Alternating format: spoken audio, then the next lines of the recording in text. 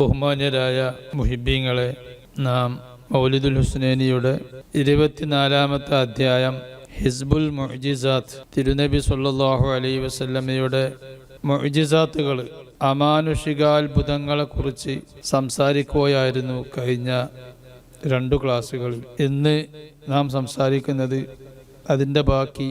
അവിടുത്തെ മുഅ്ജിസത്തുകളുടെ കൂട്ടത്തിൽ തിരുനബി സല്ലല്ലാഹു അലൈഹി വസല്ലം സത്യപ്രവാചകരാണ് എന്ന് സ്ഥാപിക്കുന്ന, ജനങ്ങൾക്കെല്ലാം മനസ്സിലാക്കി കൊടുക്കുന്ന മുഅ്ജിസാത്തുകളുടെ കൂട്ടത്തിൽ ഏറ്റവും പ്രകടമായ, ഏറ്റവും അത്യുജ്വലമായ മുഅ്ജിസത്താണ് വിശുദ്ധ ഖുർആൻ.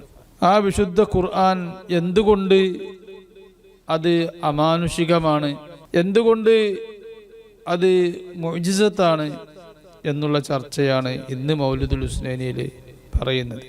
നമുക്കറിയാം, വിശുദ്ധ ഖുർആൻ അള്ളാഹുവിൻ്റെ ഹബീബ് സല്ലല്ലാഹു അലൈഹി വസല്ലം സാഹിറാണ്, കവിയാണ്, ഭ്രാന്തനാണ് എന്നൊക്കെ മക്കക്കാർ പറഞ്ഞപ്പോൾ അതിനൊക്കെ തള്ളിക്കളയാൻ വേണ്ടി ആ വാദങ്ങളൊന്നും ശരിയല്ല എന്ന് വരുത്തി തീർക്കാനും തിരുനബി സല്ലല്ലാഹു അലൈഹി വസല്ലം സത്യപ്രവാചകർ തന്നെയാണ് എന്ന് മനസ്സിലാക്കി തരാനുമുള്ള ഒരു വലിയ അടയാളമാണ് വിശുദ്ധ ഖുർആൻ എങ്കിൽ, ആ വിശുദ്ധ ഖുർആൻ അതിൻ്റെ എല്ലാ ഭാഗങ്ങളിലും തിരുനബി സല്ലല്ലാഹു അലൈഹി വസല്ലം സത്യപ്രവാചകരാണെന്ന് അടയാളപ്പെടുത്തുന്നുണ്ട്.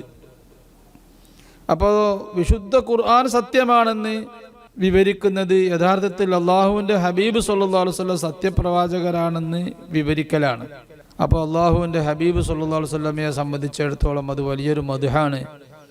വിശുദ്ധ ഖുർആനിൻ്റെ അമാനുഷികത സമർത്ഥിക്കുക എന്ന് പറയുന്നത് അതാണ് മൗലിദുൽ ഹുസ്നൈനിയിൽ വിശുദ്ധ ഖുർആനിൻ്റെ അമാനുഷികത സമർത്ഥിക്കുന്നത്. സുമ്മ ഇന്നൽ ഖുർആൻ, ധാരാളം മുഅ്ജിസാത്തുകൾ ഉണ്ടെന്ന് പറഞ്ഞെങ്കിലും അനേകായിരങ്ങൾ മുത്തനബി സല്ലല്ലാഹു അലൈഹി വസല്ലമയുടെ മുഅ്ജിസാത്തുകളിലുണ്ട്, പ്രസിദ്ധമാണെന്ന് പറഞ്ഞെങ്കിലും വിശുദ്ധ ഖുർആൻ അബ്ഹറുൽ ബുർഹാൻ, അത് പ്രമാണങ്ങളിൽ വെച്ച് തിരുനബി സല്ലല്ലാഹു അലൈഹി വസല്ലം പ്രവാചകരാണെന്നുള്ള രേഖകളിൽ വെച്ച് അത്യുജ്വലമാണ്. ഫഹുവ ഫീ അഖ്സാ മറാത്തിബിൽ ബലാഗ. കാരണം എന്താ? വിശുദ്ധ ഖുർആൻ ഏറ്റവും ജ്വലിക്കുന്ന ഒരു പ്രമാണമാണെന്ന് പറയാൻ കാരണം ഫഹുവ ഫീ അഖ്സാ മറാത്തിബിൽ ബലാഗ, അത് വിശുദ്ധ ഖുർആന് സാഹിത്യത്തിൻ്റെ ഉന്നത ശ്രേണിയിലാണ് ഉള്ളത്. സാഹിത്യം തിരുനബി സല്ലല്ലാഹു അലൈഹി വസല്ലമയുടെ കാലത്ത് അന്ന് ജനങ്ങളെല്ലാം വലിയ സാഹിത്യത്തിൽ മത്സരിക്കുന്ന സന്ദർഭമാണ്. സാഹിത്യം എന്ന് പറഞ്ഞാൽ എന്താ? സാഹിത്യം എന്ന് പറഞ്ഞാൽ പിന്നെ സ്ഫുടമായ വാക്കുകളും അതോടൊപ്പം വളരെ ശ്രദ്ധേയമായ ആശയവും ഭംഗിയുള്ള ആകർഷകമായ രീതിയും ഒരു സംസാരത്തിൽ ഒത്തുകൂടുമ്പോഴാണ് അതിന് സാഹിത്യം എന്ന് പറയുക. അതാണ് സാഹിത്യകാരന്മാർ, എല്ലാ ലോകത്തുള്ള മുഴുവൻ സാഹിത്യകാരന്മാരും സാഹിത്യത്തെ വിവരിച്ചത് അങ്ങനെയാണ്. സാഹിത്യം എന്ന് പറയുന്ന സംസാരത്തിന് ഒരു ശ്രദ്ധേയമായ ആശയം വേണം. ഇതിന് ഏറ്റവും പ്രധാനപ്പെട്ടത് ആശയമാണ്. സാഹിത്യത്തിൻ്റെ പാർട്ടുകളിൽ ഒരു സംസാരം അത് സാഹിത്യമാവണമെങ്കിൽ അതിന് ധാരാളം പാർട്ടുകളുണ്ട്. ആ പാർട്ടുകളിൽ വെച്ച് ഏറ്റവും പ്രധാനപ്പെട്ടത് അത് ആകർഷകമായ ഒരു ആശയം അതിന് വേണം. രണ്ടാമത്തെ കാര്യം, അതിൻ്റെ പദപ്രയോഗങ്ങളെല്ലാം സ്ഫുടമായ പദങ്ങളായിരിക്കണം. പിന്നെ പദങ്ങൾ സ്ഫുടമായാൽ പോരാ, ആ പദങ്ങൾ ഒരു സെന്റൻസായി രൂപീകരണം നടത്തിയതിൽ അപാകതകൾ ഉണ്ടാവാൻ പാടില്ല. മാത്രമല്ല അതിന് സ്വീകരിച്ച മെത്തേഡ് അതും ഒരു വശ്യമായ മെത്തേഡായിരിക്കണം. ഇങ്ങനെ നിബന്ധനകളുണ്ട്. ആ നിബന്ധനകൾ ഒത്തിണങ്ങുമ്പോൾ മാത്രമേ ഏതൊരു സംസാരവും ഏതൊരു ഭാഷയിലും സാഹിത്യകാരന്മാർ അത് സാഹിത്യമായിട്ടുണ്ട് എന്ന് പറയുകയുള്ളൂ. ഉലിദൻ നബി സല്ലല്ലാഹു അലൈഹി വസല്ലം ബി മക്കത്ത വ തുവഫിയ ബിൽ മദീനത്തി എന്ന് പറഞ്ഞാൽ അത് സാഹിത്യമാവില്ല. അത് ഒരു പ്രത്യേകമായ ശൈലി അത് ഉൾക്കൊണ്ടിട്ടില്ല. അതേസമയത്ത് അത് ചെറിയ പിഞ്ചു മക്കൾക്ക് പഠിപ്പിച്ചു കൊടുക്കുന്ന, അധ്യാപനം നടത്തുന്ന ഒരു സന്ദർഭത്തിൽ പറഞ്ഞു കൊടുത്തതാണെങ്കിലോ, മോനെ, മുത്തുനബി സല്ലല്ലാഹു അലൈഹി വസല്ലം മക്കയിൽ ജനിച്ച് മദീനയിൽ മരണപ്പെട്ടു, നാല് സാഹിത്യമാണത്. അത് അറിവുള്ള വ്യക്തികളോട് ആ വിഷയം പറയുകയാണെങ്കിൽ അത് സാഹിത്യമാകുന്നില്ല. സാഹിത്യമാവണം, എൻ്റെ ശൈലിയൊക്കെ മാറണം. മുത്തുനബി സല്ലല്ലാഹു അലൈഹി വസല്ലമയെ കുറിച്ച് ഇമാം ബൂസീരി റളിയല്ലാഹു തആല അൻഹു ആ വിഷയമൊക്കെ പറഞ്ഞല്ലോ, മുത്തുനബിയുടെ ജനനമൊക്കെ പറഞ്ഞില്ല. അബാന മൗലിദുഹു അൻ തീബി ഉൻസുരി യാ തീബ മുബ്തദഇൻ മിൻഹു വമുഖ്തതമി യൗമുൻ തഫറസ ഫീഹിൽ ഫുർസു അന്നഹും ഖദ് ഉൻദിറു ബിഹുലൂലിൽ ബൂസി വന്നിഖമി. അങ്ങനെ പറഞ്ഞു. ബാത ഈവാനു കിസ്റ വഹുവ മുൻസദിഉ കശംലി അസ്ഹാബി കിസ്റ ഗൈറ മുൽതഇമി. കണ്ട, അപ്പോ കിസ്റയുടെ കൊട്ടാരം പൊട്ടി വീണു എന്ന് ഒറ്റവാക്കിൽ പറഞ്ഞാൽ അത് സാഹിത്യമല്ല. അത് അറിയാത്ത, തീരെ അത് അറിയാത്ത വ്യക്തിയോട് പറഞ്ഞാൽ അത് സാഹിത്യം, കുട്ടികളോട് പറഞ്ഞാൽ. അപ്പോൾ ബൂസീരി ഇമാം അവരുടെ നല്ല സാഹിത്യമുള്ള കവിതാ ശൈലിയിലൂടെ അത് അവതരിപ്പിച്ചപ്പോൾ അത് വലിയ ഭംഗി, അത് സാഹിത്യമായി. ഇസ്രാ മിഅ്റാജ്, തിരുനബി സല്ലല്ലാഹു അലൈഹി വസല്ലം മിഅ്റാജിന്റെ രാത്രി മക്കയിൽ നിന്നും ബൈത്തുൽ മുഖദ്ദസിലേക്കും അവിടുന്ന് ആകാശങ്ങളിലേക്കും പ്രയാണം നടത്തി എന്ന് ഒറ്റ വാക്കിൽ പറഞ്ഞാൽ അത് സാഹിത്യമാകുന്നില്ല. അത് ഒരു ലളിതമായ സർവ്വസാധാരണയായ ഒരു ഭാഷയായിട്ടുള്ളൂ. ഇമാം ബൂസീരി അങ്ങനെയല്ല പറഞ്ഞത്. ഇമാം ബൂസീരി പറഞ്ഞത് എന്താ? സറൈത മിൻ ഹറമിൻ ലൈലൻ ഇലാ ഹറമി കമാ സറൽ ബദ്റു ഫീ ദാജിൻ മിനൽ ളുലമി. മാഷാ അല്ലാഹ്. ഇസ്രാ മിഅ്റാജിനെ കുറിച്ച് അതിനേക്കാൾ കൂടുതൽ നമുക്ക് പറയാൻ അറിയില്ല. നബിയെ, അങ്ങ് സറൈത മിൻ ഹറമിൻ, ഹറമ് മക്കയിൽ നിന്ന് അങ്ങ് പ്രയാണം നടത്തി, ലൈലൻ ഇലാ ഹറമി, ബൈത്തുൽ മുഖദ്ദസാവുന്ന ഹറമിലേക്ക് അങ്ങ് രാത്രി പ്രയാണം നടത്തി. കമാ സറൽ ബദ്റു ഫീ ദാജിൻ മിനൽ ളുലമി, പൂർണ്ണചന്ദ്രൻ ഇങ്ങനെ രാത്രി ഒരു ഭാഗത്തു നിന്ന് ഒറ്റ ഭാഗത്തേക്ക് നേരത്തെ നോക്കി, പിന്നെ 10 മിനിറ്റ് കഴിഞ്ഞാൽ ചന്ദ്രൻ അവിടെ ഉണ്ടാവില്ല, തൊട്ടപ്പുറത്താണ് ഉണ്ടാവുക എന്നതുപോലെ രാത്രിയിൽ ചന്ദ്രൻ, പൂർണ്ണചന്ദ്രൻ പ്രയാണം നടത്തുന്നത് പോലെ അങ്ങ് മക്കയിൽ നിന്ന് മദീനയിലേക്ക് പോയില്ലേ എന്ന് അവതരിപ്പിക്കുമ്പോൾ ആ നൂറായ മുത്തനബി സല്ലല്ലാഹു അലൈഹി വസല്ലം അന്ന് ബുറാഖിൻ്റെ മുകളിൽ കയറി നിമിഷങ്ങളെ കൊണ്ട് മക്കയിൽ നിന്നും ബൈത്തുൽ മുഖദ്ദസിലേക്ക് എത്തിയ ആ പ്രകാശപൂരിതമായ നബി സല്ലല്ലാഹു അലൈഹി വസല്ലം തങ്ങൾ ബൈത്തുൽ മുഖദ്ദസിലേക്ക് എത്തിയ രംഗവും അവിടുന്ന് ഇങ്ങനെ ഓരോ ആകാശങ്ങളിലേക്ക് കയറിപ്പോകുന്ന രംഗവും പറയാതെ നമ്മുടെ മനസ്സിൽ ഇങ്ങനെ നാം വരക്കുകയാണ്. അത് കാണുന്നത് പോലെ അതിലേക്ക് നോക്കുകയാണ് നാം. അപ്പം ആ വല്ലാത്ത ആ പൂർണ്ണചന്ദ്രൻ പുറപ്പെടുന്ന, സഞ്ചരിക്കുന്ന ആ പ്രയാണത്തോട് തിരുനബി സല്ലല്ലാഹു അലൈഹി വസല്ലമയുടെ പ്രയാണത്തെ തുലനം ചെയ്തുകൊണ്ട് ഇമാം ബൂസീരി അത് അവതരിപ്പിച്ചു. ആ അവതരണ ശൈലിയിൽ വലിയൊരു സാഹിത്യമുണ്ട്. ഇങ്ങനെ തിരുനബി സല്ലല്ലാഹു അലൈഹി വസല്ലം പ്രസവിക്കപ്പെടുന്നതിൻ്റെ മുമ്പും പ്രസവിക്കപ്പെട്ട ശേഷവും അവിടത്തേക്ക് 40-ാം വയസ്സിൽ നുബുവത്ത് പ്രഖ്യാപിക്കണമെന്ന് ആജ്ഞ വരുന്നതിൻ്റെ മുമ്പൊക്കെ എല്ലാ വർഷങ്ങളിലും മക്കത്തും മദീനത്തൊക്കെയുള്ള അറബികൾ വലിയ ഒരു സാഹിത്യ സിറ്റി സംഘടിപ്പിക്കും, ഒരു സാഹിത്യ ചന്ത. ആ സാഹിത്യ ചന്തയിൽ എന്താ പരിപാടി? അവിടെ ഒരു സ്റ്റേജ് കെട്ടി ഓരോ കബീലകളിൽ നിന്നും ഉള്ള വലിയ സാഹിത്യകാരന്മാർ അവരുടെ കവിതകൾ കൊണ്ടുവന്ന് ചൊല്ലുകയും, വലിയ സാഹിത്യമുള്ള കവിത ചൊല്ലുകയും, അതിനെ ശ്രോതാക്കളായ ആളുകൾ നിരൂപിക്കേണ്ടത് നിരൂപിക്കും. നിരൂപണം കുറഞ്ഞ കവിത, മോശമായ നിരൂപണം കുറഞ്ഞ കവിത, നല്ല മാർക്ക് കിട്ടുന്ന കവിത, ആ കവിത പാടിയ കവിക്ക് അവർ വലിയ സമ്മാനങ്ങൾ കൊടുത്ത് ആ കവിയുടെ ഗോത്രക്കാർ അവർ ബഹുമാനിക്കപ്പെടുന്ന ഒരു പതിവ് അറബികൾക്കുണ്ടായിരുന്നു. സാഹിത്യം എന്ന് പറയുന്നത് ബുദ്ധിയുള്ള ആളുകൾക്ക് സാഹിത്യം സൃഷ്ടിക്കാൻ കഴിയുള്ളൂ. അത് ഗദ്യമായാലും പദ്യമായാലും നല്ല ബുദ്ധിയുള്ള ആളുകൾക്ക് സാഹിത്യം സൃഷ്ടിക്കാൻ കഴിയുള്ളൂ. അപ്പോൾ അറബികൾ ബുദ്ധിപരമായി മനുഷ്യർ എന്ന് പറയാം വികസിച്ച ഒരു സമയത്താണ് തിരുനബി സല്ലല്ലാഹു അലൈഹി വസല്ലം പറയുന്നത്. ബുദ്ധിപരമായി വികസിക്കണമല്ലോ. കാരണം അന്ത്യപ്രവാചകരായി തിരുനബി സല്ലല്ലാഹു അലൈഹി വസല്ലം പറഞ്ഞു കൊടുക്കുന്നതൊക്കെ അത് ഉൾക്കൊള്ളാനുള്ള ബുദ്ധിശേഷി അവരെ സമുദ്ധരിച്ചു കൊണ്ടുവന്ന മുത്തുനബി സല്ലല്ലാഹു അലൈഹി വസല്ലമ പറഞ്ഞെടുക്കുന്ന കാര്യങ്ങളൊക്കെ ആ വലിയ അർത്ഥം കുറിക്കുന്ന വിഷയങ്ങൾ. മുത്തുനബി സല്ലല്ലാഹു അലൈഹി വസല്ലമയുടെ വാക്കുകൾക്കൊക്കെ ധാരാളം ആശയങ്ങളുണ്ട്. ആ ആശയ സമ്പുഷ്ടമായ വാക്ക് പറഞ്ഞു കൊടുക്കുമ്പോൾ അത് ഉൾക്കൊള്ളാൻ പറ്റുന്ന ബുദ്ധി ശ്രോതാക്കൾക്ക് വേണം. അതിന് അല്ലാഹു തആല അറബികളെ ഒരുക്കി. അങ്ങനെ അവർ സാഹിത്യത്തിൽ മത്സരിച്ചു കൊണ്ടിരിക്കുന്ന ഒരു കാലമാണ്. അപ്പൊ സാഹിത്യം ആവണമെങ്കിൽ എന്തെല്ലാം ഘടകങ്ങൾ ഒരുമിച്ച് കൂടണമെന്ന് അന്ന് നടന്ന ആ ചന്തകളിൽ നടന്ന സാഹിത്യ ചന്തകളിൽ നടന്ന രംഗങ്ങൾ ഇന്നും റിപ്പോർട്ട് ചെയ്യപ്പെട്ടിട്ടുണ്ട്. ഹദ്ദസനാ ഫുലാൻ ഖാല ഹദ്ദസനാ ഫുലാൻ എന്ന് പറഞ്ഞ് ഹദീസ് റിപ്പോർട്ട് ചെയ്യുന്നത് പോലെ ഉഖാൽ ചന്തയിൽ വെച്ച് ഇന്ന കവി ഇന്ന കവിത ചൊല്ലി അതിനെ ഇന്ന ആളുകളൊക്കെ നിരൂപിച്ചു, ആ നിരൂപണം ഇന്നതായിരുന്നു എന്നെല്ലാം വിവരിക്കുന്ന സനദ് പൂർവം വിവരിക്കുന്ന കിതാബുകൾ ഉണ്ട്.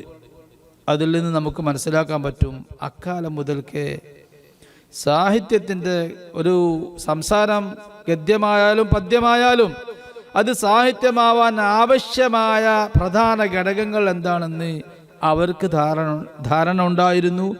ഇന്നുമുള്ള സാഹിത്യകാരന്മാർക്ക് അത് തന്നെയാണ് ധാരണ. അതിൽ പുതിയതൊന്നും ചേർക്കേണ്ടതില്ല. ഞാൻ പറഞ്ഞു വന്നത് അങ്ങനെ ആകുമ്പോൾ വിശുദ്ധ ഖുർആനിന് പിന്നെ എന്താ പ്രത്യേകത? വിശുദ്ധ ഖുർആന്റെ സാഹിത്യം എവിടെ? വിശുദ്ധ ഖുർആനോട് അവരെല്ലാം ഉത്തരമുട്ടിയല്ലോ. 12 കാരണങ്ങളെ കൊണ്ട്, ഒരു ഡസൻ കാരണങ്ങളെ കൊണ്ട് വിശുദ്ധ ഖുർആൻ അമാനുഷികമാണ്. വിശുദ്ധ ഖുർആനിന്റെ സാഹിത്യം അപ്രാപ്യമാണ്.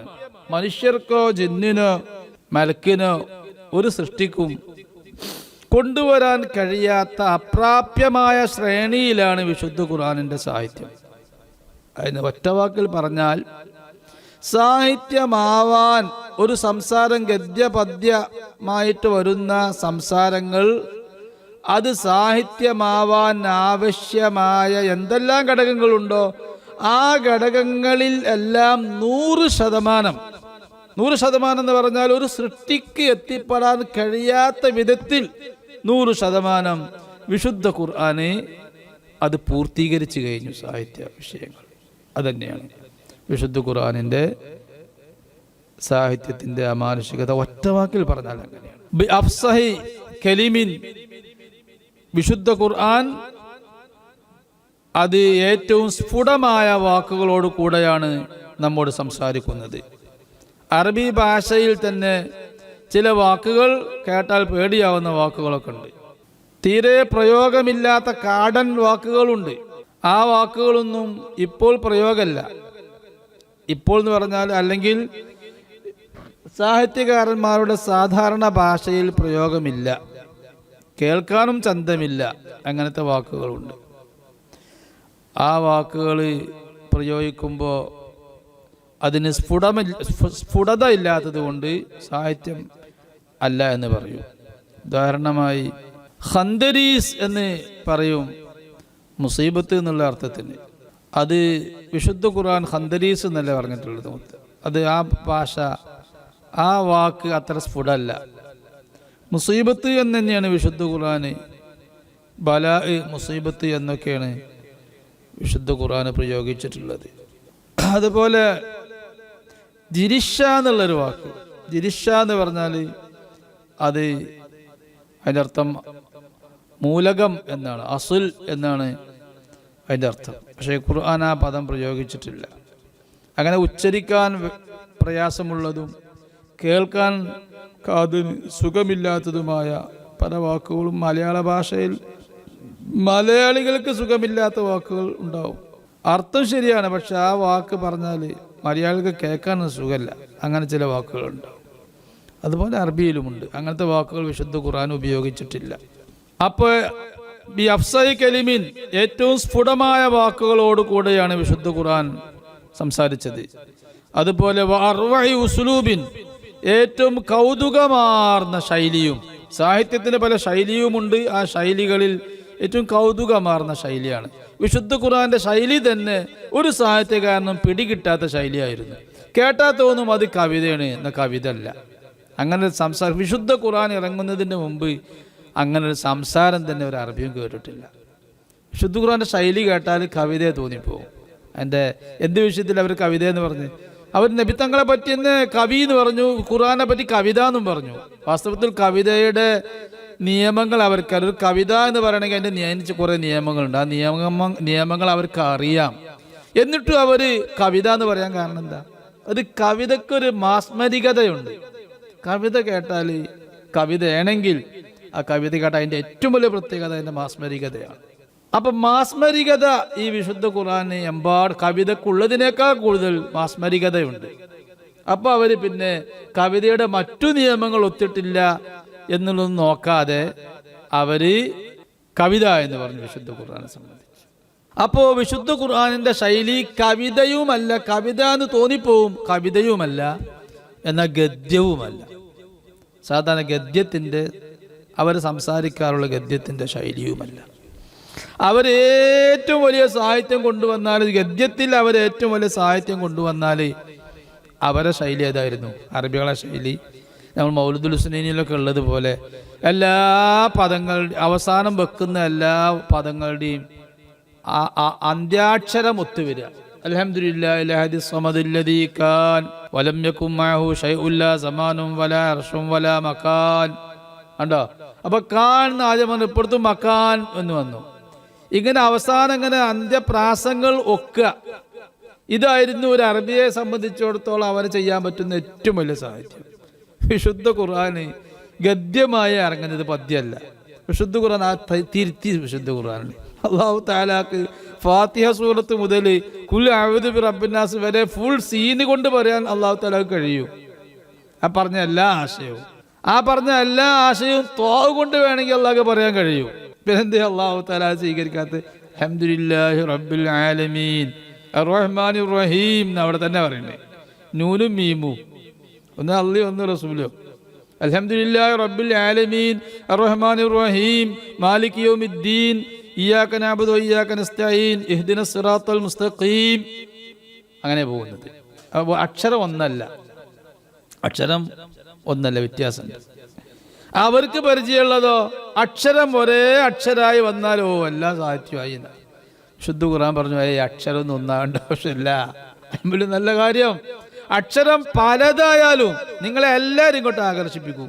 വിശുദ്ധ ഖുർആൻ കേട്ടാൽ മുത്തനബി സല്ലല്ലാഹു അലൈഹി വസല്ലം കൊല്ലാൻ വേണ്ടി 100 ഒട്ടകം ഖുറൈശികൾ സമ്മാനമായി കൊടുക്കാൻ ഓഫർ നൽകിയപ്പോൾ ഒരുത്തന് മുത്തനബി സല്ലല്ലാഹു അലൈഹി വസല്ലമയെ കൊല്ലാൻ വേണ്ടി വന്നു, വാള് പിടിച്ചു.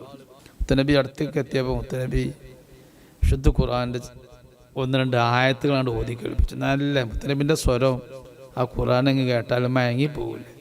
മുത്തനബി സല്ലല്ലാഹു അലൈഹി വസല്ലം വിശുദ്ധ ഖുർആൻ അങ്ങ് ഓതി, വേറൊന്നും ചെയ്തിട്ടില്ല. അവനെ കണ്ടപ്പോൾ തന്നെ ആ ഖുർആൻ അങ്ങ് ഓതി, ആയത്തങ്ങ് ഓതി സമയത്ത് വാള അവിടെ ഇട്ട് ആ കാഫിർ ഈ ഖുർആൻ അങ്ങനെ കേട്ടെന്ന് തിരിച്ചുപോയി. ഞാനിപ്പോ മുഹമ്മദിന്റെ തല കൊണ്ടുവരും എന്ന് പറഞ്ഞ് വന്നതായിരുന്നു. എന്തേ ചോദിച്ചു അവര്, അബൂജഹലും ഇവരൊക്കെ ചോദിച്ചു, എന്തേ പോയിട്ട്? പറഞ്ഞു, ഞാനൊരു സംസാരം കേട്ടു. എത്ര സുന്ദരമായ ഒരു ശൈലിയാണത്. അതിലും വലിയൊരു സാഹിത്യം ഞാൻ കേട്ടിട്ടില്ല. ആകാശം മുട്ടുന്ന അത്രയും ഔന്നത്യമുള്ള ഒരു സംസാരം. ഇങ്ങനെ പറഞ്ഞപ്പോൾ അയാൾ പറഞ്ഞ് അയാൾ മുസ്ലിമാ തോന്നിപ്പോ. ആ ഒരു വിധത്തിലാണ് അയാൾ ഖുർആനെ വിശേഷിപ്പിച്ചത്. അപ്പോൾ അവർ പറഞ്ഞു, ഇജ്ജ് മതം മാറിയില്ലേ? അപ്പം പറഞ്ഞില്ല, മതം മാറിയിട്ടില്ല എന്ന് പറഞ്ഞ് അവന് വിശ്വസിച്ചില്ല. പക്ഷേ വിശുദ്ധ ഖുർആനിൻ്റെ ശൈലി അങ്ങനെ. അതുകൊണ്ട് തന്നെ അവർ മുത്തുനബിയോട് പറയാറുണ്ടായിരുന്നു, നീ ഖുർആൻ പരസ്യപ്പെടുത്താൻ പാടില്ല, വീട്ടിൻ്റെ ഉള്ളിൽ വെച്ചിരുന്ന് നീ പാരായണം ചെയ്തോ, ജനങ്ങൾ കേൾപ്പിക്കാൻ പാടില്ല. ഞങ്ങളെ ഭാര്യമാരും ഞങ്ങളെ മക്കളൊക്കെ ഇത് കേട്ടിട്ട് ഇത് ആകർഷിച്ച് മതം മാറുന്നുണ്ട് എന്ന് പറഞ്ഞ് അവർ മക്കയിൽ വെച്ച് വിലക്കിയിരുന്നു. അപ്പോൾ ഉസ്ലൂബ് വിശുദ്ധ ഖുർആൻ എനിക്ക് വല്ലാത്ത കൗതുകമാർന്ന ഒരു ശൈലിയുണ്ട്.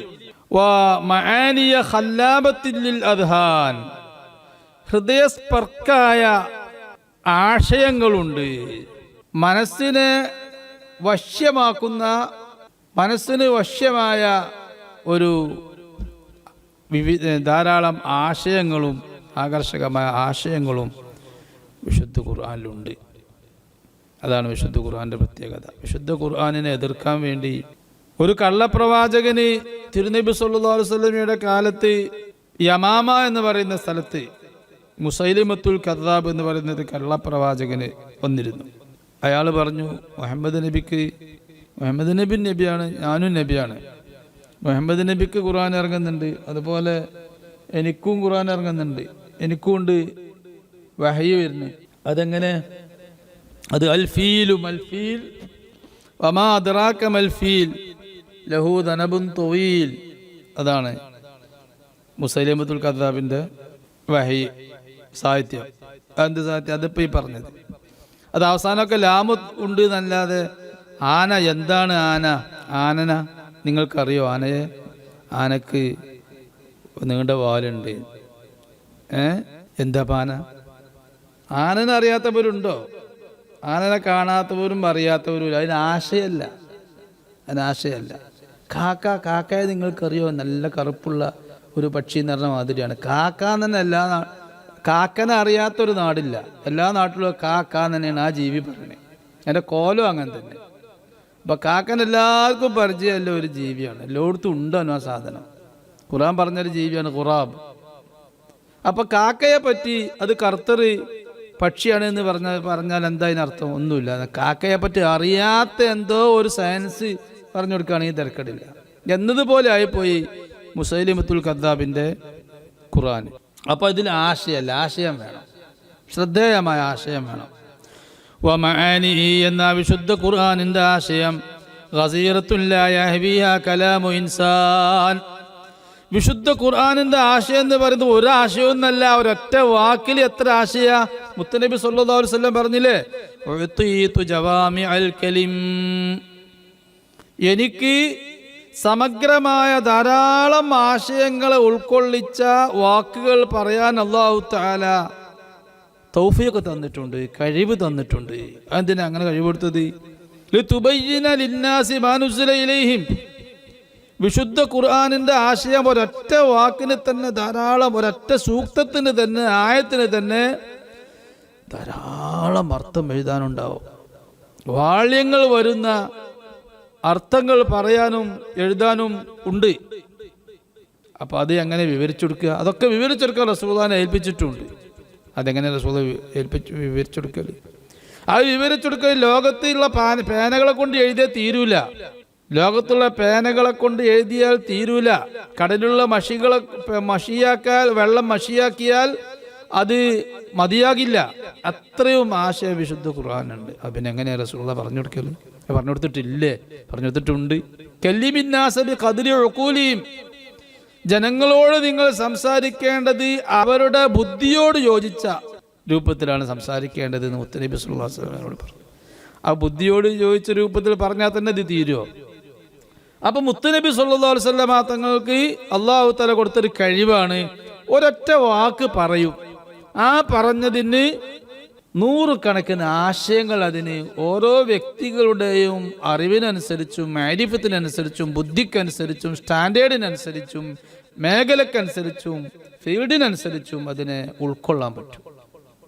അതിനൊരു കഴിവ് റസൂലുള്ളാഹി സ്വല്ലല്ലാഹു അലൈഹി വസല്ലം തങ്ങൾക്ക് അല്ലാഹു കൊടുത്തു.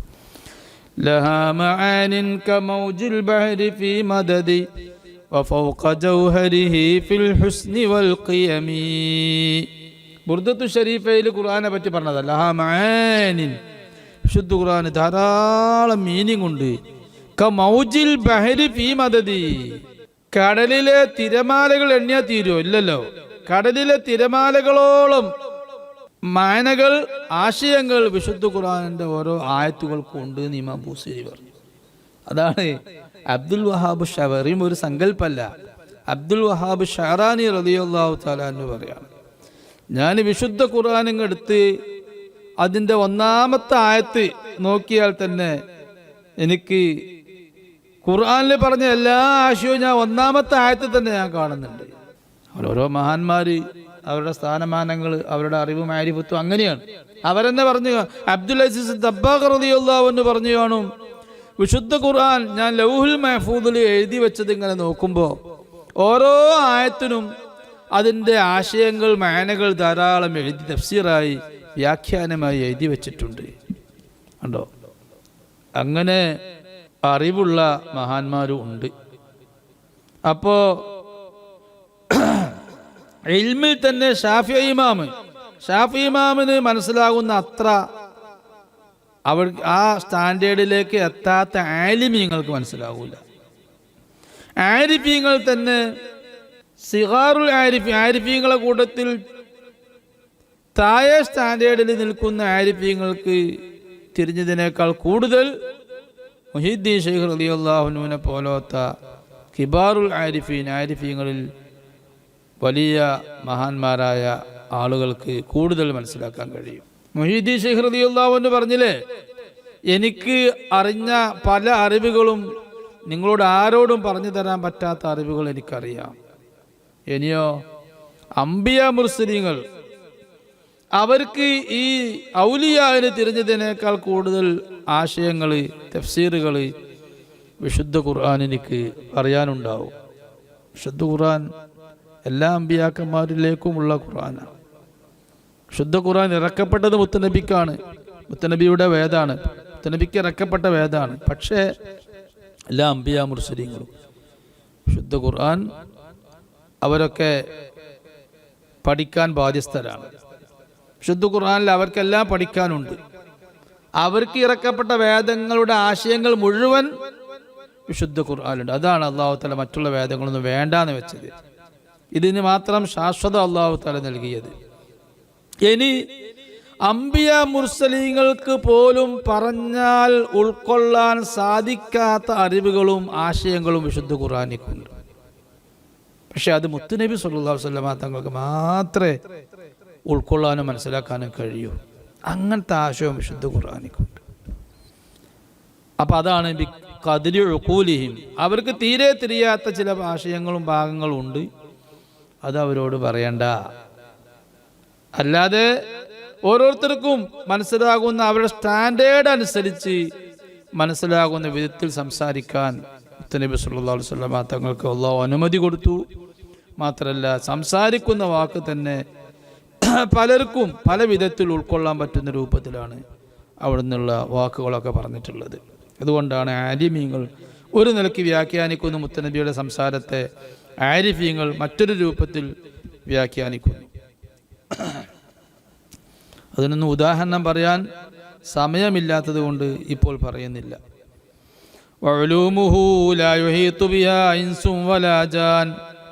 വിശുദ്ധ ഖുർആനിൽ അടങ്ങിയിട്ടുള്ള ശാസ്ത്രങ്ങൾ, വിജ്ഞാന ശാഖകൾ അതിനെ മനുഷ്യനോ ഭൂതങ്ങൾക്കോ ജിന്നിനോ അതിനെ പൂർണ്ണമായി ഉൾക്കൊള്ളാൻ, വലയം ചെയ്ത് മനസ്സിലാക്കാൻ, ഉൾക്കൊള്ളാൻ സാധ്യമല്ല. അത്രത്തോളം വിശുദ്ധ ഖുർആനിൽ വിജ്ഞാന ശാഖകളും അറിവുകളും ഉണ്ട്. ലോകത്ത് കണ്ടുപിടിക്കപ്പെട്ട എല്ലാ ശാസ്ത്രങ്ങളും വിശുദ്ധ ഖുർആനിലുണ്ട്. വിശുദ്ധ ഖുർആനിൽ നിന്ന് മനസ്സിലാക്കാൻ കഴിയും. മാ ഫറത്നാ ഫിൽ കിതാബി മിൻ ഷൈ, വിശുദ്ധ ഖുർആനിൽ നാം ഒന്നും പറയാതെ പോയിട്ടില്ല എന്ന് അല്ലാഹു തആല പറഞ്ഞിട്ടുണ്ട്. അതിനെക്കുറിച്ച് ഇമാം ഷാഫി റളിയല്ലാഹു അൻഹു പറഞ്ഞു, എല്ലാം വിശുദ്ധ ഖുർആനിൽ എത്രത്തോളം എൻ്റെ കുതിരയുടെ കയറ് നഷ്ടപ്പെട്ടാൽ അതുപോലും ഞാൻ വിശുദ്ധ ഖുർആൻ നോക്കിയിട്ട് കണ്ടുപിടിക്കുന്നവർ. അത്രത്തോളം ഖുർആനെ പറ്റി, ഖുർആൻ്റെ ഉൾസാരങ്ങളും ഖുർആൻ്റെ സൂചക ഭാഷകളുമൊക്കെ ഇമാം ഷാഫി റളിയല്ലാഹു അൻഹുവിന് അറിയാം. ഖുർആൻ സർവമാണ്, ഖുർആൻ സർവമാണ്. ഉദാഹരണമായി വിശുദ്ധ ഖുർആനിലുള്ള ഒരായത്താണ്, ചെറിയ ആയത്താണ്, കുല്ലും ഫീ ഫലകിൻ യസ്ബഹൂൻ. അത് ഗോളങ്ങളെ കുറിച്ച് സൂറത്ത് യാസീനിലുണ്ട്. അത് അവിടെ സൂര്യനും ചന്ദ്രനുമാണ് പറഞ്ഞിട്ടുള്ളത്, രണ്ടും ഗോളമാണല്ലോ. സൂര്യനും ചന്ദ്രനുമാണ് വ്യക്തമായി യാസീനിൽ പറഞ്ഞത്. എന്നിട്ട് അള്ളാഹു പറഞ്ഞു കുല്ലും ഫീ ഫലകിൻ യസ്ബഹൂൻ. കുല്ലു എന്ന് പറഞ്ഞാൽ സൂര്യനും ചന്ദ്രനും അതുപോലത്തെ മറ്റു ഗ്രഹങ്ങളെല്ലാം ഫീ ഫലകിൻ യസ്ബഹൂൻ, അവ അതിൻ്റെ ഭ്രമണപഥത്തിൽ കറങ്ങിക്കൊണ്ടിരിക്കുന്നു എന്ന് വിശുദ്ധ ഖുർആൻ പറഞ്ഞു. അവിടെ ഗോളശാസ്ത്രവുമായി ബന്ധപ്പെട്ട സർവ്വ അറിവുകളും അള്ളാഹു തആല ആ ഒരൊറ്റ വാക്കിൽ ഒരൊറ്റ ആയത്തിൽ അള്ളാഹു സൂചിപ്പിച്ചിട്ടുണ്ട്, സൂചക ഭാഷയിൽ പറഞ്ഞിട്ടുണ്ട്. ഗോളങ്ങൾ കറങ്ങുന്ന രൂപവും അതുപോലെ 7 ഗ്രഹങ്ങളാണോ അതോ 8 ഗ്രഹമോ 9 11 10 5 ഇങ്ങനെയൊക്കെ അഭിപ്രായങ്ങൾ പഴയതും പുതിയതുമായ ഗോളശാസ്ത്രത്തിൽ ഉണ്ട്. ആ അഭിപ്രായങ്ങളൊക്കെ ഇതിൽ അല്ലാഹു തആല സൂചിപ്പിക്കുന്നുണ്ട്. കുല്ലും ഫീ ഫലകി യസ്ബഹൂൻ എന്ന് പറഞ്ഞ വാക്കിൽ അല്ലാഹു തആല സൂചിപ്പിക്കുന്നുണ്ട്. ചില കണ്ണുകൊണ്ട് നോക്കിയാൽ ഈ പറഞ്ഞ കുല്ലും ഫീ ഫലകി യസ്ബഹൂൻ എന്നുള്ള അക്ഷരങ്ങൾ തന്നെ എണ്ണി നോക്കുമ്പോൾ ചിലരെ കണ്ണോട് നോക്കുമ്പോൾ അത് കുറഞ്ഞു പോവും, ചിലരെ കണ്ണോട് നോക്കുമ്പോൾ അത് കൂടിപ്പോവും. അങ്ങനെയുണ്ട്. ഇപ്പൊ കുല്ലുൻ എന്ന് പറഞ്ഞാൽ തന്നെ എത്ര അക്ഷരമുണ്ട്? ചിലരെ കണ്ണോട് നോക്കുമ്പോൾ 2 അക്ഷരേ ഉള്ളൂ. കാഫ് ലാം കുൽ 2 അക്ഷരേ. ഒന്നും കൂടെ നോക്കുക, കുല്ലുൻ അപ്പൊ 3 ആയി. അതേ സാധനം 3 ആയി. ഒന്നും കൂടെ നോക്കുക, കുല്ലുൻ 4 ആയി. കാഫായി 2 ലാമ് 1 നൂന്. ഇനിയും കുല്ലുൽ ഇനിയും അക്ഷരം ഉണ്ടാക്കാൻ പറ്റും. കുല്ലുന്നറിയിൽ ഇനിയും അക്ഷരം ഉണ്ടാക്കാൻ പറ്റും. വേറെ കണ്ണോട് നോക്കണം, ഒരു ദൂരദർശിനി വെച്ച് നോക്കണം കുല്ലുക്ക്. ദൂരദർശിനി വെച്ച് കുല്ലിലേക്ക് നോക്കിയാൽ തീരാത്ത അക്ഷരങ്ങൾ അതിൽ വരും. കുല്ലുൽ എന്ന് പറഞ്ഞതിൽ അങ്ങനെയാണ് ഈ ഗോളശാസ്ത്രം ഓരോ ഗ്രഹങ്ങളെയും കണ്ടുപിടിക്കുന്നത്. അറ്റമില്ലാത്ത ഗാലക്സികളുണ്ട് എന്ന് പറയുന്നുണ്ടല്ലോ, അതൊക്കെ എങ്ങനെ ഓരോ നോക്കിയിട്ട് കണ്ടുപിടിക്കും. അതൊക്കെ ഇതിൽ സൂചിപ്പിക്കുന്നുണ്ട്. കുല്ലു എന്ന് പറഞ്ഞ സാധനത്തിൽ ഇനിയും അക്ഷരൻ്റെ ഉള്ളിൽ കുറേ അക്ഷരങ്ങളുണ്ട്. ഏതൊക്കെ അക്ഷരം? ഒന്ന് കാഫ്, അത് 3 അക്ഷരമാണ്. കാഫ് എന്ന് പറഞ്ഞത് 3 അക്ഷരം അല്ലേ? എന്നാ കാഫിൻ്റെ അടിയിൽ ഒരു അലിഫുണ്ട്. അലിഫില്ലാത്തൊരു അക്ഷരമല്ല എന്ന് പറയുന്നത്. എല്ലാ അക്ഷരത്തിലും അലിഫുണ്ട്.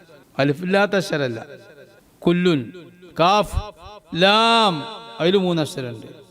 പിന്നെ 2 ലാമുണ്ട്, അതിൽ 3 അക്ഷരമുണ്ട്. അപ്പോൾ പോട്ടെ, അള്ളാഹു അത് സൂചിപ്പിച്ചു. വിശുദ്ധ ഖുർആനിൽ ആശയങ്ങൾ ഇങ്ങനെ പറഞ്ഞു തരുന്നതിൻ്റെ പുറമെ എല്ലാം ഖുർആനിൽ വേണമല്ലോ. അപ്പോൾ ഭാഷ പഠിക്കുമ്പോൾ ആദ്യമായിട്ട് പഠിക്കൽ, ഏത് ഭാഷയും പഠിക്കൽ അതിൻ്റെ അക്ഷരമാല പഠിച്ചിട്ടാണ് പഠിക്കൽ. ഒരാൾ അത് ചോദിച്ചാൽ എന്താ മറുപടി പറയാം? അത് ഖുർആനിലുണ്ടോ എന്ന് ചോദിച്ചാൽ അതും ഖുർആനിൽ വേണ്ടേ? ABCD ഖുർആനിലുണ്ടോ? അലിഫ് ബാ, അലിഫുൻ ബാ ഉൻ താവുൻ, അത് ഖുർആനിലുണ്ടോ എന്ന് ചോദിച്ചാൽ എന്താ പറയുക? ഉണ്ടാവണല്ലേ? അല്ല, അതുണ്ട്. അതല്ലേ അലിഫ് ലാം മീം ഉണ്ടോ? അക്ഷരമാല പറയണത്. നൂൻ സാദ് കാഫ് ഖാഫ് അനക്കെ റാ എല്ലാം ഉണ്ട്. അപ്പം അത് അക്ഷരമാലാ ശാസ്ത്രം എന്നതിന് പറയും. ഈ അക്ഷരമാലാ ശാസ്ത്രവുമായി ബന്ധപ്പെട്ട വലിയ വിശദീകരണം ഭാഷയിലുണ്ട്. ആ എല്ലാ വിശദീകരണവും ഈ അലിഫ്ലാമി എന്ന് പറഞ്ഞതിലും അലിഫ്ലാം റാ എന്ന് പറഞ്ഞതിലും നൂൻ, ഈ പറഞ്ഞ അക്ഷരമാലയുമായി ബന്ധപ്പെട്ട കാര്യങ്ങളെല്ലാം, അതുപോലെ തജ്വീദിൻ്റെ നിയമങ്ങൾ, അക്ഷരങ്ങളുമായി ബന്ധപ്പെട്ട് തജ്വീദിൻ്റെ പണ്ഡിതന്മാർക്ക് പറയാനുള്ള വിശദീകരണങ്ങൾ, അതെല്ലാം അല്ലാഹു തആല ഈ ഒറ്റക്ഷരമായി ഉച്ചരിക്കപ്പെട്ടതായി വിശുദ്ധ ഖുർആനിൽ പറഞ്ഞതിൽ സൂചിപ്പിക്കുന്നുണ്ട് അല്ലാഹു. അതാണ് വിശുദ്ധ ഖുർആനിൽ ധാരാളം ഇൽമുകളുണ്ട്. അത് പൂർണ്ണമായി മനസ്സിലാക്കാൻ മനുഷ്യനൊന്നും കഴിയൂല. വഹുജജുഹു മുഫ്ഹിമാത്തുൻ മിതാൻ. മറ്റൊരു കാര്യം, ഞാൻ 12 കാര്യം എന്ന് പറഞ്ഞത് അതിൽപ്പെട്ട ഇത് ലാസ്റ്റ് വരെ എത്തുമ്പോൾ 12 ആവും. വഹുജജുഹു, വിശുദ്ധ ഖുർആനിലുള്ള അതിൻ്റെ തെളിവുകൾ, ഓരോ വിഷയത്തിനും അല്ലാഹു തആല തെളിവ് പറയുന്നുണ്ട്. തെളിവ് പറയേണ്ട വിഷയങ്ങൾക്ക് ആ തെളിവുകൾ മുഫ്ഹിമാത്തുൻ, ഉത്തരം മുട്ടിക്കുന്ന തെളിവുകളാണ്. മിതാൻ, അത് സുദൃഢമായ തെളിവുകളാണ്. ശരിയല്ലേ? അള്ളാഹു ഉണ്ടെന്നതിന് അള്ളാഹു സിമ്പിളായിട്ട് തെളിവ് പറയുന്നില്ല. അത് സുദൃഢാണ്, ഉത്തരം മുട്ടിക്കുന്ന തെളിവാണ്. എന്താ അള്ളാഹു ഉണ്ട് എന്നതിലേക്ക് തെളിവ് പറഞ്ഞു അള്ളാഹു. അഫറഅയ്തുമുൽ മാ അല്ലദീ തശ്റബൂൻ, നിങ്ങൾ വെള്ളം അനിവാര്യമല്ലേ? നിങ്ങൾ കുടിക്കാറില്ലേ? നിങ്ങൾ കുടിക്കുന്ന വെള്ളം ഒന്ന് ശ്രദ്ധിച്ചിട്ടുണ്ടോ എന്നല്ല ചോദിക്കണേ. അൻതും അൻസൽതുമൂഹു മിനൽ മുസ്നി അം നഹ്നുൽ മുൻസിലൂൻ, ആ വെള്ളം നിങ്ങൾക്ക് മേഘങ്ങളിലൂടെ ഇറക്കിത്തരുന്നത് നിങ്ങളാണോ? നിങ്ങൾ തന്നെ നിങ്ങൾ ഇഷ്ടാനുസാരം മേഘത്തിൽ നിന്ന് വെള്ളം ഇറക്കുകയാണോ? അം നഹ്നുൽ മുൻസിലൂൻ, അതോ നാമാണോ അത് ഇറക്കി തരുന്നത്? അള്ളാഹു ചോദിക്കുക. ആ ചോദ്യത്തിൻ്റെ മുന്നിൽ ഉത്തരം മുട്ടാത്ത ഒരു സൃഷ്ടി ഉണ്ടാവും. നമുക്ക് മഴ പെയ്യിപ്പിക്കാൻ സാധിക്കുമോ? സാധിക്കില്ല. കോടികൾ ചെലവാക്കണം കുറഞ്ഞ സമയം മഴ വർഷിപ്പിക്കണമെങ്കിൽ. എന്നാലും അത് അള്ളാഹു തആല പെയ്യിപ്പിച്ച മഴൻ്റെ അടുക്ക് എത്തൂല്ല. അപ്പോൾ നാം കുടിക്കുന്ന വെള്ളം, നിങ്ങൾ കുടിക്കുന്ന വെള്ളം ആരാ നിങ്ങൾക്ക് തരുന്നത്? അത് അള്ളാഹു തആല. അത് അള്ളാഹു അവകാശപ്പെട്ട് ഞാനത് തരുന്നത്. പിന്നെ അള്ളാഹ് പറയുന്നത് എന്താണോ? അള്ളാഹു പറഞ്ഞത് ആ വെള്ളം, നിങ്ങൾ കുടിക്കുന്ന വെള്ളം, സൂറത്തുൽ മുൽക്കിൽ അള്ളാഹു ലാസ്റ്റ് പറഞ്ഞല്ലോ, ഖുൽ അറഅയ്തും ഇൻ അസ്ബഹ മാഉകും ഗൗറൻ ഫമൻ യഅതീകും ബിമാഇൻ മഈൻ. നിങ്ങൾ കുടിച്ചുകൊണ്ടിരിക്കുന്ന ആ വെള്ളം അത് വറ്റി വരണ്ടു പോയാൽ നിങ്ങൾക്ക് ആര് വെള്ളം കൊണ്ടുവരുന്ന? അള്ളാഹുവിൻ്റെ ചോദ്യം. ഒരു രക്ഷയുമില്ല. സാവ തടാകം എന്ന് പറയുന്ന തടാകം 50 മീറ്റർ നീളവും 50 കിലോമീറ്റർ നീളവും 50 കിലോമീറ്റർ വീതിയുമുള്ള വിശാലമായ കപ്പൽ ഓടാൻ മാത്രം, കപ്പൽ ഓട്ടിക്കൊണ്ടിരിക്കുന്ന ഒരു വലിയ ഭാഗം ആയിരുന്നു, ബുഹൈറത്തായിരുന്നു പിന്നെ സാവ തടാകം. ആ തടാകം അല്ലാഹു തആല അതിൻ്റെ ഒരു നിമിഷം കൊണ്ട്, മുത്തനബി സല്ലല്ലാഹു അലൈഹി വസല്ലം ജനിക്കുന്ന ആ രാത്രി ആ സാവ തടാകം വറ്റി വരണ്ടു. ഇന്നും അത് വരണ്ടെടുക്കുക. പിന്നെ അവിടെ ഇതുവരെ വെള്ളം ജീവിത യോഗ്യമല്ല അവിടെ. അന്ന് ചുറ്റുഭാഗത്തുള്ള ആളുകളൊക്കെ കച്ചവടം ഒരു ഭാഗത്ത് മറ്റേ ഭാഗത്തേക്ക് യാത്ര ചെയ്യാനും കച്ചവട ചരക്ക് കൊണ്ടുപോകാനില്ല, കപ്പലിലൂടെയും. ഇപ്പം അവിടെ അങ്ങാടിയാണ്, ടൗണാണ്. ഇപ്പം അവിടെ മാർക്കറ്റാണ്. അവിടെ വെള്ളമില്ല. അത്രയും സ്ഥലങ്ങൾ പിന്നെ വെള്ളം ഉണ്ടായിട്ടില്ല. ആ വെള്ളം അവിടെ നിന്ന് കൊണ്ടുപോയി. അപ്പോൾ അല്ലാഹു തആല വെള്ളം കൊണ്ടുപോയാൽ കൊണ്ടുവരാൻ ആരുമില്ല, തിരിച്ചു കൊണ്ടുവരാൻ ആരുമില്ല. അതുപോലെ അല്ലാഹ് ചോദിച്ചു, നിങ്ങൾ സസ്യാദികൾ, നിങ്ങളുടെ കൃഷികൾ നിങ്ങൾ ശ്രദ്ധിക്കുന്നില്ലേ? കൃഷി ചെയ്തിട്ടാണല്ലോ നിങ്ങൾ ഭക്ഷണങ്ങളൊക്കെ ഉണ്ടാക്കുന്നത്, ഭക്ഷിക്കുന്നത്. ആ കൃഷികൾ മുളപ്പിക്കുന്നത് ആരാന്നുള്ളതിൻ്റെ ചോദ്യം. വിത്ത് കൊണ്ടുപോയി നിങ്ങൾ മണ്ണിൻ്റെ അടിയിൽ വെച്ചു, ശരി തന്നെ. പക്ഷേ വിത്ത് കൊണ്ടുപോയി മണ്ണിൻ്റെ അടിയിൽ വെച്ചതുകൊണ്ട് അത് മുളച്ചു വരുമോ? ചെടിയായിട്ടില്ലല്ലോ. ആരാണ് ആ ചെടിയെ എങ്ങനെ മുളപ്പിച്ചു കൊണ്ടുവരുന്നത്? ആ വിത്തിനെ മുളപ്പിച്ചു കൊണ്ടുവരുന്നത്. അതാണ് അള്ളാഹു, സർവശക്തനായ അള്ളാഹു. അതാണ് അള്ളാഹുവിൻ്റെ ചോദ്യം. ആ ചോദ്യത്തിൻ്റെ മുന്നിൽ അബൂജഹലോ ഉത്ബത്തോ ഷൈബത്തോ ഏതെങ്കിലും ആളുകൾ അത് ലാത്തേനെന്നോ ഉസ്സേനെന്നോ പറഞ്ഞിട്ടില്ല. അതുപോലെ അള്ളാഹു ചോദിച്ചു, ഇതാ സൂര്യൻ അസ്തമിച്ചു, ആ അസ്തമിച്ച സൂര്യനെ ആര് കൊണ്ടുവരും? ആരും പറഞ്ഞിട്ടില്ല. യേശു പറഞ്ഞിട്ടില്ല ഈ സൂര്യനെ സൃഷ്ടിച്ചത് ഞാനാണ്, ആ സൂര്യനെ അസ്തമിപ്പിക്കുന്നതും അസ്തമിച്ചാൽ ഉദിപ്പിക്കുന്നതും ഞാനാണെന്ന് യേശു പറഞ്ഞിട്ടില്ല. കൃഷ്ണനും പറഞ്ഞിട്ടില്ല. ഒരാളും പറഞ്ഞിട്ടില്ല. ഒരു ആൾ ദൈവങ്ങളും യേശു ദൈവമെന്ന് യേശു പറഞ്ഞിട്ടില്ല. യേശുവിനെ ദൈവമാക്കുന്നവരോടാ ചോദിക്കാനുള്ളത്. യേശു പറഞ്ഞോ സൂര്യ നക്ഷത്ര ചന്ദ്രാദികളെയോ ആകാശഭൂമികളെയോ പടച്ചത് ഞാനാണ്? അള്ളാഹു അള്ളാഹുവിനെ പരിചയപ്പെടുത്തിയത് അങ്ങനെ. അല്ലാഹുല്ലദീ ഖലഖ സബ്അ സമാവാതി വമിനൽ അർളി മിസ്ലഹുൻ. 7 ആകാശഭൂമികളെ പടച്ചവനാണ് അള്ളാഹു. അതാരും അവകാശപ്പെട്ടിട്ടില്ല 7 ഭൂമികളെ പടച്ചത് ഞാനാണ്. ഒരു ശക്തി, നമ്മൾ കാണുന്ന ഒരു ശക്തിയും കണ്ണുകൊണ്ട് നമുക്ക് കാണാൻ പറ്റുന്ന ഒരു ശക്തി ഇന്ന് വരെ ആകാശഭൂമികളെ പടച്ചത് ഞാനാന്ന് പറയുന്നില്ല. നമുക്ക് കണ്ണുകൊണ്ട് കാണുന്ന ശക്തികൾക്കൊക്കെ അമ്മ ഉണ്ട്, അല്ലെങ്കിൽ അച്ഛനുണ്ട്, അല്ലേ? അല്ലാതെ ആരും ഇവിടെ അല്ല. അപ്പൊ അതുകൊണ്ട് അല്ലാഹു സുബ്ഹാനഹു വ തആല ധാരാളം തെളിവുകൾ അവന്റെ അസ്തിത്വം മനസ്സിലാക്കി തരാൻ വേണ്ടിയും അള്ളാഹു ഏകനാണെന്ന് മനസ്സിലാക്കി തരാൻ വേണ്ടിയും ധാരാളം വിശുദ്ധ ഖുർആനിൽ അല്ലാഹു തആല പറഞ്ഞിട്ടുണ്ട്. വഫീഹി മിൻ ഖിസസിൽ, അതൊന്നും ആരും ഇതുവരെ പൊളിച്ചിട്ടില്ല. വഫീഹി മിൻ ഖിസസിൽ ഖുറൂനി സാലിഫതി മാ ലം തസ്മഅഹൽ ഉദ്നാൻ. മാത്രല്ല, പുരാതന കാലത്ത്, പ്രാചീന കാലത്ത് ജീവിച്ച് മരിച്ചുപോയ ചരിത്രം പോലും രേഖപ്പെടുത്തി വെക്കാത്ത ആളുകളുടെ ചരിത്രങ്ങൾ, കാതുകൾ ഇന്നുവരെ കേൾക്കാത്ത, വിശുദ്ധ ഖുർആൻ ഇറങ്ങുന്നത് വരെ കേൾക്കാത്ത ചരിത്രങ്ങൾ വിശുദ്ധ ഖുർആൻ വളരെ സ്പഷ്ടമായി വിശദമായി പറഞ്ഞു കൊടുത്തു. മറ്റു വേദങ്ങളിൽ നിന്നില്ലാത്ത വിധം ചിലയിടത്ത് വിശുദ്ധ ഖുർആനെ വിശദമായി ചരിത്രങ്ങൾ പറഞ്ഞു കൊടുത്തു. അപ്പോൾ അത് ആ ചരിത്രങ്ങൾ അള്ളാഹുവിൻ്റെ ഹബീബ് സല്ലല്ലാഹു അലൈഹി ചില കാര്യങ്ങളൊക്കെ രേഖപ്പെടുത്തി മുൻ വേദങ്ങളിലൊക്കെ ഉണ്ടെങ്കിലും അതൊന്നും വായിക്കാത്ത മുത്തുനബി സല്ലല്ലാഹു അലൈഹി വസല്ലം ആ ചരിത്രങ്ങളൊക്കെ വിശുദ്ധ ഖുർആനിലൂടെ പറഞ്ഞു കൊടുക്കുകയാണ്. ഇനി മുൻപ് വേദങ്ങളിൽ ഇല്ലാത്തതും വിശുദ്ധ ഖുർആനിൽ ചില ചരിത്രങ്ങളും ഉണ്ട്. അതും വിശുദ്ധ ഖുർആന്റെ അമാനുഷികതയാണ്. വൽ ഇഖ്ബാറു ബിമാ യകൂനു ഫകാൻ, അതുപോലെ ഭാവിയിൽ സംഭവിക്കാൻ പോകുന്ന കാര്യങ്ങൾ പ്രവചിക്കുന്നു വിശുദ്ധ ഖുർആൻ. എങ്ങനെ പ്രവചിക്കുന്നത്? ഫകാൻ, പിന്നീട് അത് സംഭവിക്കുകയുമാണ്. അതുപോലെ ഗുലിബത്തിർ റൂം എന്ന് വിശുദ്ധ ഖുർആനിൽ അല്ലാഹു തആല പറഞ്ഞു, ഗുലിബത്തിർ റൂം വഹും മിൻ ബഅദി ഗലബിഹിം സയഗ്ലിബൂൻ. റോമക്കാർ പരാജയപ്പെട്ടു. ഈ റോമക്കാർ എന്ന് പറയുന്നത് അന്നത്തെ കാലത്ത് റോമ എന്ന് പറയുന്നത് റോമ സാമ്രാജ്യവും അവരോട് എതിർത്തുകൊണ്ട് കിസ്ര സാമ്രാജ്യവും. കിസ്ര എന്ന് പറയുന്നത് അമേരിക്കയെ പോലെ എല്ലാം കൊണ്ടും മുന്നിൽ നിൽക്കുന്ന ആളുകളാണ് കിസ്രന്റെ മുന്നിൽ റോമ സ്വാഭാവികമായും തോറ്റുപോകും. ഒരിക്കലും കിസ്രന്റെ മുന്നിൽ റോമക്ക് ജയിക്കാൻ സാധിക്കൂല എന്നെല്ലാവർക്കും അറിയാം. ഫലസ്തീനും അമേരിക്കയും ഉള്ളതുപോലെ ഫലസ്തീന് അമേരിക്കയോട് ജയിക്കാൻ പ്രയാസമാണെന്ന് എല്ലാവർക്കും അറിയാം. എന്നാൽ നല്ല മനുഷ്യന്മാരൊക്കെ ആഗ്രഹിക്കുന്നത് ഫലസ്തീന് അമേരിക്കയോട് യുദ്ധം ചെയ്യുമ്പോൾ ജയിക്കണമെന്ന്. ഇസ്രായേലിനോട് യുദ്ധം ചെയ്യുമ്പോൾ അമേരിക്ക അല്ല ജയിക്കേണ്ടത്, ഫലസ്തീൻ ജയിക്കണമെന്ന്.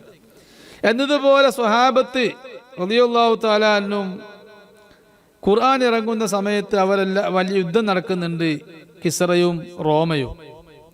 അന്നേരം മുസ്ലിങ്ങളുടെ ഒക്കെ ആഗ്രഹം റോമ ജയിക്കണം, കിസ്റ പരാജയപ്പെടണം. അറബികൾ പൊതുവെ അങ്ങനെയാണ്. കാരണം അറബികൾ വെച്ച കച്ചവടങ്ങളൊക്കെ റോമിക്കാണ് പോകുന്നത്, കിസ്രിക്കല്ല. അവരുടെ ജീവിതത്തിൻ്റെ ഭാഗമാണ്, പണ്ടേ അവരുമായി ബന്ധവുമാണ്. അങ്ങനെ എല്ലാവരും പറയും കിസ്റ തോറ്റ് റോമ ജയിച്ചെങ്കിൽ. പക്ഷേ സംഭവിച്ചത് എന്താ? ആ യുദ്ധത്തിൽ സംഭവിച്ചത് റോമ തോറ്റുപോയി. അതാ ഖുർആൻ പറയുന്നത് ഗുലിബത്തിർ റൂം, റോമ തോറ്റുപോയി. വഹും മിൻ ബഅദി ഗലബിഹിം സയഗ്ലിബൂൻ, റോമ ഇപ്പോൾ തോറ്റിട്ടുണ്ടെങ്കിലും അവർ കിസ്റയെ തോൽപ്പിക്കും. ഇതൊരിക്കലും വിശ്വസിക്കാൻ കഴിയാത്ത ഒരു പ്രഖ്യാപനമാണ് വിശുദ്ധ ഖുർആൻ പ്രഖ്യാപിച്ചത്, വരാൻ പോകുന്ന സംഭവം. അപ്പോൾ അബൂബക്കർ സിദ്ദീഖ് റളിയല്ലാഹു അൻഹു പറഞ്ഞ്, ഞാനത് ഉറച്ച് വിശ്വസിക്കുന്നു, റോമ ജയിക്കും, കിസ്റ തോൽക്കും. അപ്പോൾ അവിശ്വാസികളായ ചിലർ അബൂബക്കർ റളിയല്ലാഹുവിനോട് പറഞ്ഞു, എന്നാൽ ബെറ്റൊക്കെ നമുക്ക് ഇത്ര ഒട്ടകം, 100 ഒട്ടകത്തിന് വെറ്റ് വെച്ചു. അന്ന് വെറ്റൊക്കാൻ പാടില്ല, ശരീരത്തിന്റെ ഇന്നത്തെ നിയമം അങ്ങനെയാണ്. അന്ന് ആ നിയമം വന്നിട്ടില്ല. അതുകൊണ്ട് അബൂബക്കർ സിദ്ദീഖ് റളിയല്ലാഹു അൻഹു ഒരു കാര്യം തീരുമാനിച്ചു, ഇപ്പോൾ ആരാ ജയിക്കുക, UDF ആണോ LDF ആണോ ജയിക്കുക എന്ന് പറഞ്ഞ് രണ്ടാളും തർക്കമായി. UDF ജയിച്ചാൽ എനിക്ക് 100 കാറ് തരാമെന്ന് പറഞ്ഞു, മറ്റവന് LDF ജയിച്ചാൽ എനിക്ക് 100 കാറ് തരാമെന്ന്. അങ്ങനെ അങ്ങോട്ടും ഇങ്ങോട്ടും. അങ്ങനെ ചെയ്യാൻ പറ്റുമോ? അങ്ങനെ ചെയ്യാൻ പാടില്ല, അത് ഹറാമാണ്. പക്ഷേ അബൂബക്കർ സിദ്ദീഖ് റളിയല്ലാഹു അൻഹു അന്ന് അത് ഹറാമായിട്ടില്ല. അങ്ങനെ അബൂബക്കർ സിദ്ദീഖ് റളിയല്ലാഹു അൻഹു പറഞ്ഞത് നടന്നു. കാരണം ഖുർആനിൽ വിശ്വസിച്ചുകൊണ്ടാണ് സിദ്ദീഖുൽ അക്ബർ എന്ന് പറഞ്ഞത്. അതാ വൽ ഇഖ്ബാറു ബിമാ യകൂനു ഫകാൻ, വരാൻ പോകുന്ന കാര്യങ്ങൾ വിശുദ്ധ ഖുർആൻ പ്രവചനം നടത്തിയ സംഭവിക്കുകയും ചെയ്തു. അതും വിശുദ്ധ ഖുർആനിന്റെ അമാനുഷികതയാണ്. വലാ യസാലു ത്വരിയ്യ, മാത്രമല്ല മറ്റൊരു അമാനുഷികത, വിശുദ്ധ ഖുർആൻ എപ്പോഴും പുതിയതാണ്, പുതുമ തോന്നുന്നതാണ്. വഇൻ കററ തിലാവതഹുൽ ലിസാൻ, വിശുദ്ധ ഖുർആനിനെ നാവ് എത്ര ആവർത്തിച്ച് ഓതിയാലും വിശുദ്ധ ഖുർആൻ പുതിയതായി തോന്നുന്നു.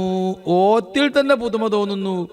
അതിൻ്റെ പുറമെ അല്പം ആശയം ഉൾക്കൊള്ളാൻ സാധിക്കുന്ന ആളുകളാണെങ്കിൽ വിശുദ്ധ ഖുർആൻ ഓരോ സമയത്തും ചിന്തിക്കുമ്പോൾ പുതിയത് മനസ്സിലാവും. ഒരു പണ്ഡിതനും ലോകത്ത് വിശുദ്ധ ഖുർആന് പഴമയായി തോന്നിയിട്ടില്ല. ഇത് നേരത്തെ മനസ്സിലാക്കിയതിനെ ഉള്ളൂ എന്ന് തോന്നിയിട്ടില്ല. വിശുദ്ധ ഖുർആൻ ശ്രദ്ധിച്ചു ഓതുകയാണെങ്കിൽ അതിപ്പോൾ എന്താ അങ്ങനെ പുതിയത് പഠിക്കാനുണ്ടാവും. അപ്പോൾ ഓരോ ടൈമിലും വിശുദ്ധ ഖുർആൻ പുതുമകൾ സൃഷ്ടിക്കുകയാണ്. അത് വിശുദ്ധ ഖുർആനിൻ്റെ പ്രത്യേകതയാണ്. വസായിറുൽ കലാം, ഹദീസും അങ്ങനെ തന്നെ എന്ന് പറഞ്ഞാൽ വിശുദ്ധ ഖുർആനിൻ്റെ വ്യാഖ്യാനമായതുകൊണ്ട് തിരു ഹദീസിനുമുണ്ട് ആ സ്വഭാവം. വസായിറുൽ കലാം, മറ്റു സംസാരങ്ങൾ, ഇദാ കുജിറ, അത് ആവർത്തിക്കപ്പെട്ടാൽ, യമല്ലുഹു സമആൻ, അതിന് കാതുകൾ, സംസാരം ആവർത്തിക്കപ്പെട്ടാൽ, ഒരേ ആശയം ഒരേ കഥ പല തവണ ഒരു പ്രഭാഷകൻ പറഞ്ഞാൽ അതിനോട് മടി വരും, അലസത വരും, അത് കേൾക്കാൻ വിരസത വരും. അങ്ങനെ വിശുദ്ധ ഖുർആനില്ല. വിശുദ്ധ ഖുർആൻ എത്ര കേട്ടാലും അതിന് വിരസതല്ല. ഫന്നസുറു വശ്ശിഅറു, ഗദ്യവും പദ്യവും, അല്ലദീ ഫാഖഹു, ഗദ്യത്തിന് അറബി സാഹിത്യത്തിൽ ഒന്നാം സ്ഥാനത്ത് പദ്യമാണ്, രണ്ടാം സ്ഥാനത്ത് ഗദ്യമാണ്. എന്നാൽ ഈ ഗദ്യവും ഗദ്യത്തിന്റെ മീതെ നിൽക്കുന്ന പദ്യം അനിൽ ഖുർആനി മുൻഹത്താൻ, ഈ രണ്ട് സ്റ്റാൻഡേർഡുകളും വിശുദ്ധ ഖുർആനിലേക്ക് നോക്കുമ്പോൾ താഴെയാണ്. അപ്പൊ വിശുദ്ധ ഖുർആൻ പദ്യമാണോ? പദ്യമല്ല. ഗദ്യമാണോ? ഗദ്യരീതിയുമല്ല.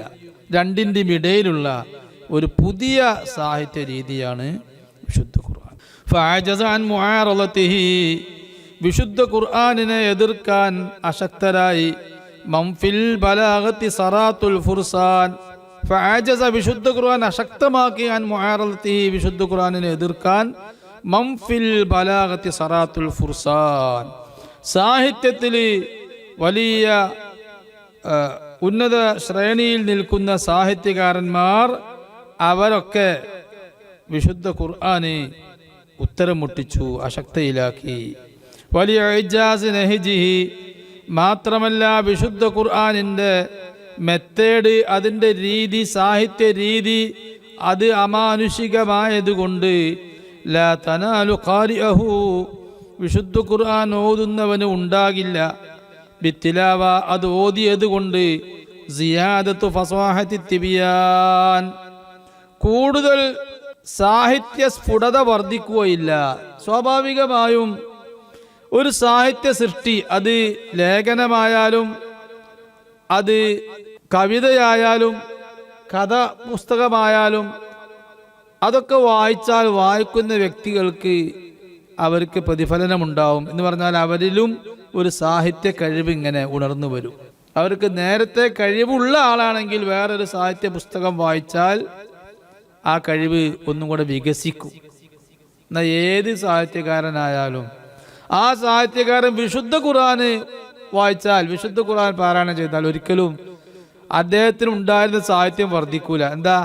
അത് വേറൊരു സാഹിത്യം. വിശുദ്ധ ഖുർആന്റെ സാഹിത്യം അത് മാനുഷികമല്ല, മനുഷ്യന് അനുകരിക്കാൻ പറ്റിയ രീതിയോ മനുഷ്യന് നിർവചിക്കാൻ പറ്റിയ ശൈലിയോ മെത്തേഡോ അല്ല.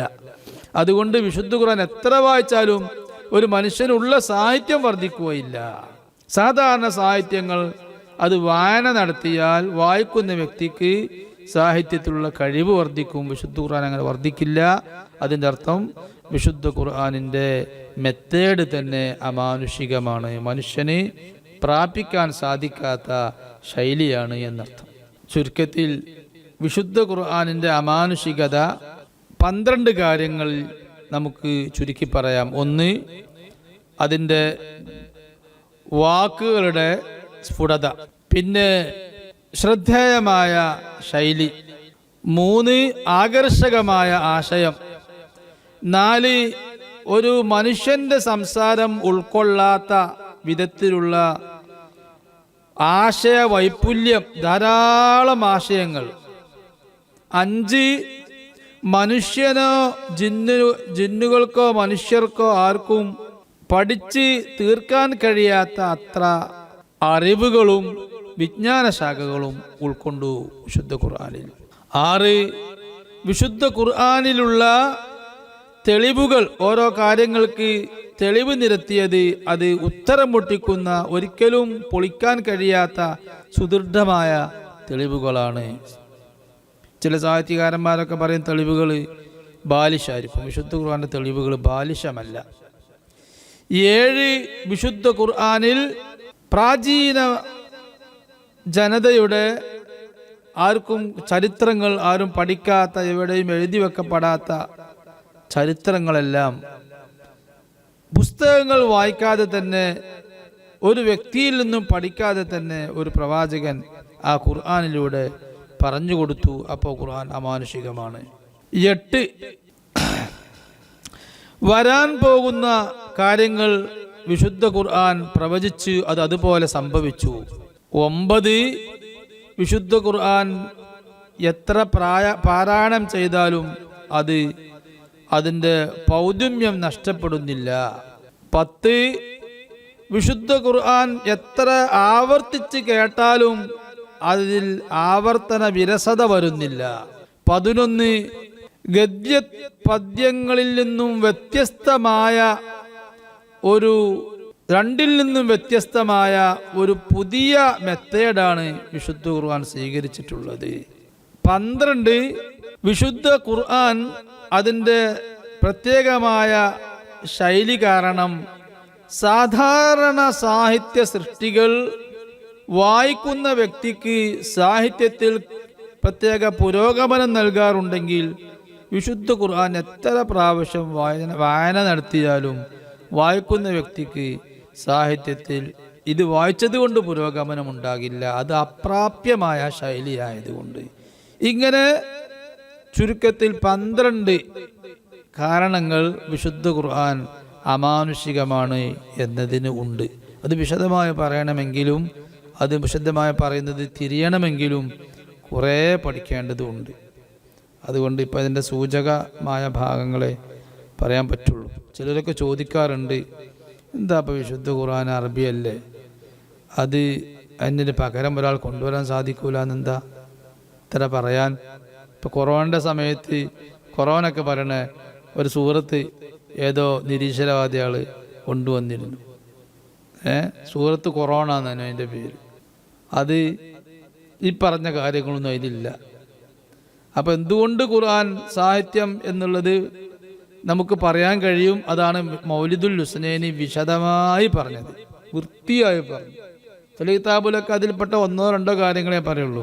ഇതെല്ലാം വൃത്തിയായി മൗലിദുൽ ഹുസ്നൈനി സൂചിപ്പിച്ചു. അല്ലാഹു തആല വിശുദ്ധ ഖുർആനെ പഠിക്കാനും അത് പതിവായി പാരായണം ചെയ്യാനും അതുകൊണ്ട് അമൽ ചെയ്യാനും നമുക്കെല്ലാവർക്കും അല്ലാഹു തൗഫീഖ് ചെയ്യട്ടെ. വസല്ലല്ലാഹു വസല്ലമ അലാ സയ്യിദിനാ മുഹമ്മദിൻ വഅലാ ആലിഹി വസഹ്ബിഹി അജ്മഈൻ. അൽഹംദുലില്ലാഹി റബ്ബിൽ ആലമീൻ.